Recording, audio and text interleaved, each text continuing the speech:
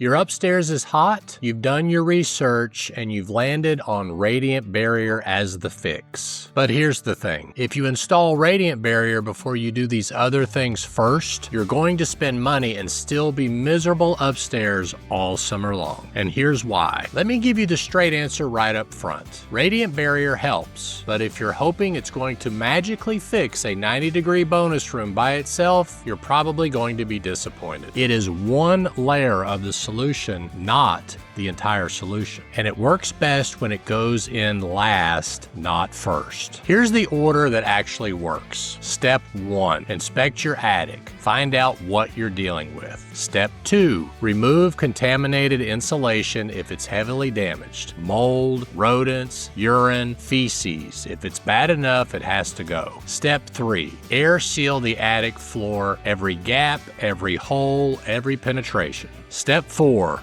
make sure you seal and insulate your ductwork. Step 5, verify your ventilation. Soffit vents, ridge vents, baffles, all of it. Step 6, install fresh insulation. I recommend a minimum of R60. And finally, step 7, then and only then consider radiant barrier. I'm going to explain to you how to walk through all of this. But real quick, if you're not sure where your attic stands right now, I put together a free guide called the Attic Air Seal and Insulate Guide. It walks you through what to look for and what to do first. Totally free. Link is in the description at my Buy Me a Coffee page. Go grab it. Now let's keep going. Okay, so what does radiant barrier actually do? Here's the simple version. The sun beats down on your roof all day. Your shingles absorb that heat. That heat moves through your roof decking, and then that hot roof deck starts radiating heat down into your attic like a hot lamp pointed straight at your insulation. Radiant barrier is a reflective foil, usually pure aluminum, that you install on the underside of your roof rafters. It bounces that radiant heat back towards the roof before it can radiate down into the attic space. Now, I want to tie this back to something important because if you've been following along with my book, Seal First, Insulate Second, the complete homeowner's guide to attic air sealing and insulation, available at my Buy Me a Coffee page, you already know this. Heat moves 3 ways: conduction, convection, and radiation. Radiant barrier only addresses one of those 3. That's radiation. It does nothing for conduction, heat moving through solid materials, and it does nothing for convection, hot air rising up from the lower floors. You need other strategies for those, and we'll get to that. But on the radiant barrier side, it does actually work. Manufacturers consistently report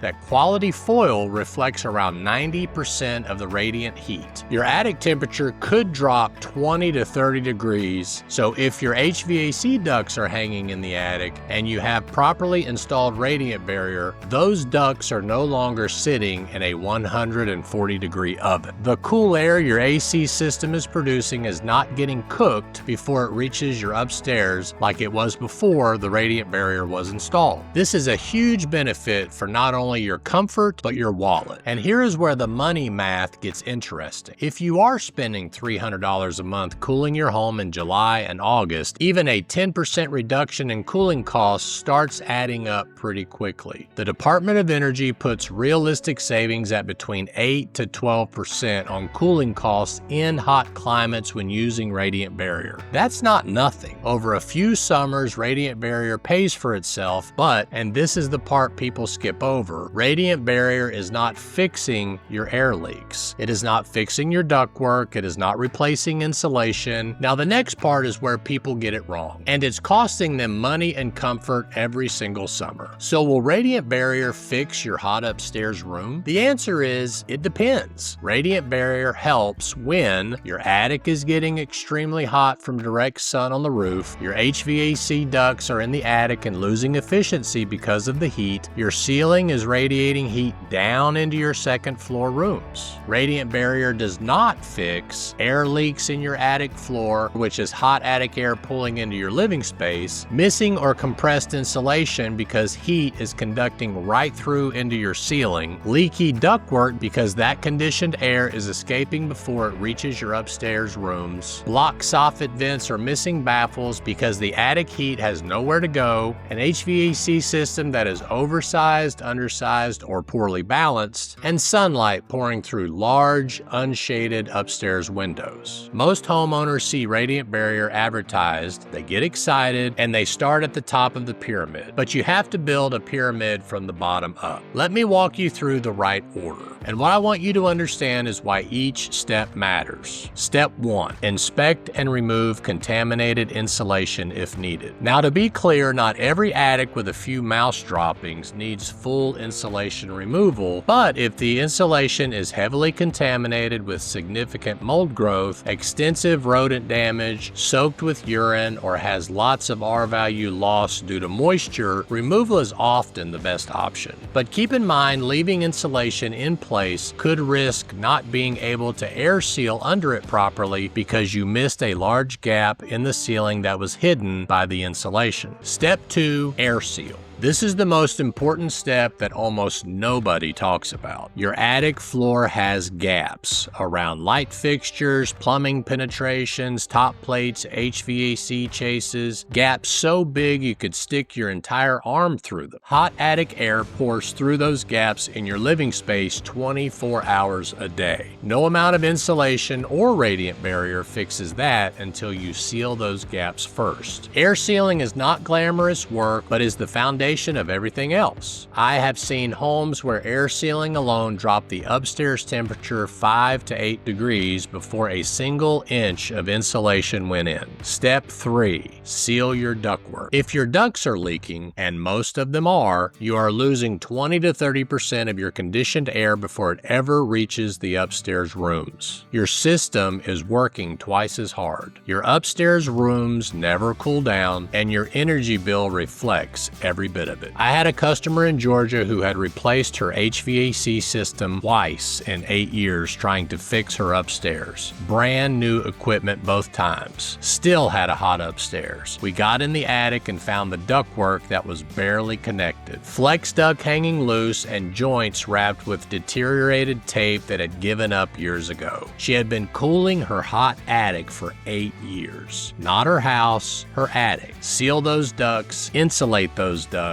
This step alone can make a dramatic difference in the upstairs comfort. Step 4. Verify ventilation. Your attic needs to breathe. Soffit vents at the bottom, ridge vent at the top, and you need baffles, those little channels that keep the insulation from blocking the soffit vents. Without proper airflow, heat builds up in the attic even with a radiant barrier installed. The barrier reflects heat, but if the heat has nowhere to go, it just keeps building up. This is the kind of thing we break down every week, so if you haven't subscribed yet, now's a good time. Step 5. Install fresh insulation. Currently, the recommended minimum R value in Knoxville, Tennessee is R60. Here's a chart to see what is recommended in your area. R60 is 20 to 23 inches of loose-filled fiberglass or 16 to 19 inches of cellulose. This stops conductive heat transfer. That's heat moving through solid materials. Radiant barrier handles the radiant heat. Insulation handles the conductive heat. They work together. You need them both. Step 6. Then consider radiant barrier. Now it makes sense. Now it adds real value on top of a solid foundation. Now let me come back to that point about timing, because this is really important for anyone who is already planning an attic reset. If your insulation is heavily contaminated and it has to come out, that is actually the best window for you to install radiant barrier, and here's why. Once that insulation is out and your attic floor is exposed, you have full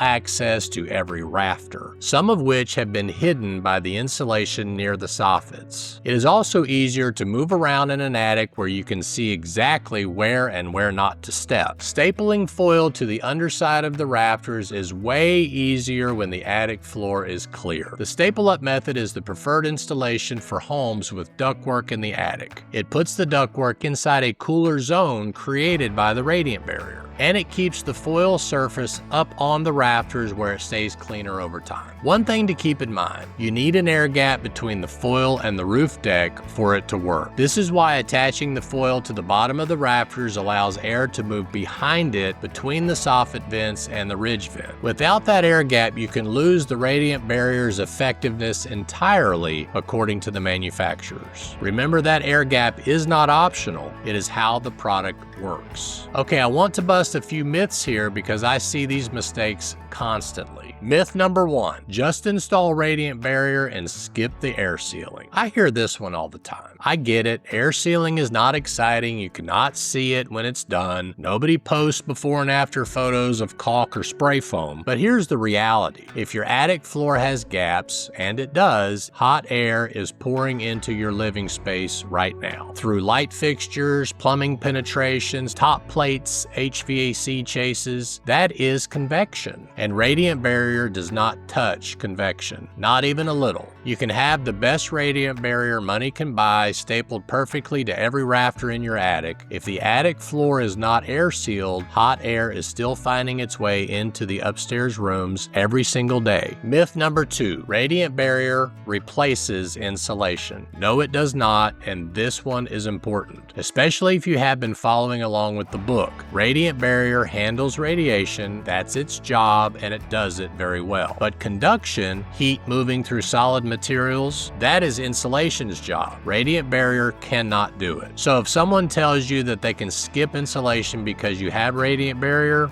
walk away. You need both. They handle different problems. One without the other is an incomplete system. Myth number 3, radiant barrier will fix every hot room. This is a big one, and honestly, it is the whole point of this video. Radiant barrier fixes radiant heat gain from the hot roof, that's it. If your upstairs is hot because of air leaks, leaky ducts, blocked soffit vents, undersized HVAC, or sunlight pouring through the west-facing windows, radiant barrier is not the answer. Or at least it's not the first answer. If you are spending $300 a month cooling your home in July and August, that adds up. Over a few summers, it pays for itself, especially if you decide to install it yourself. Also, I have linked my favorite radiant barrier in the description. It is the foil product I recommend for DIY installs. I'm Michael Church with Crawl Space Ninja. I hope you make it a happy and blessed day, and we'll see you later.